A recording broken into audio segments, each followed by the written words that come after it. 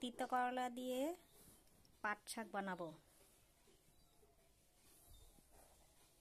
প্রথমে তিতা করলা ভেজে নেব।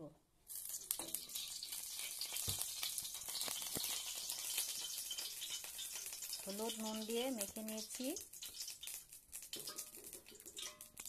এখন ভেজে নেব।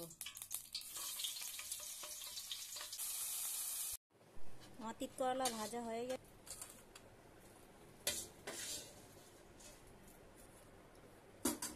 এতে এবার তেল দিয়ে দিলাম।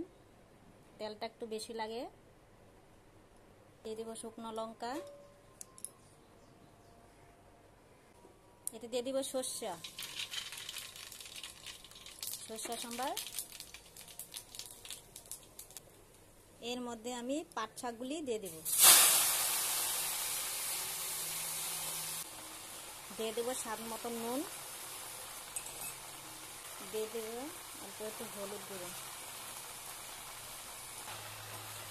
এটাকে ভাজা ভাজা করব। পাট শাক ভাজা হয়ে গেছে। এর মধ্যে আমি তিতা করলা দিয়ে দিলাম। এটাকে সুন্দর করে নাড়িয়ে মিক্স করে নেব। দিয়ে দেবো এক চিমটি চিনি দিয়ে দিলাম।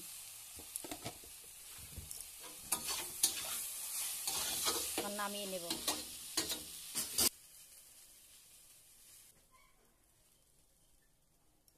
আমার পাট শাক রেডি।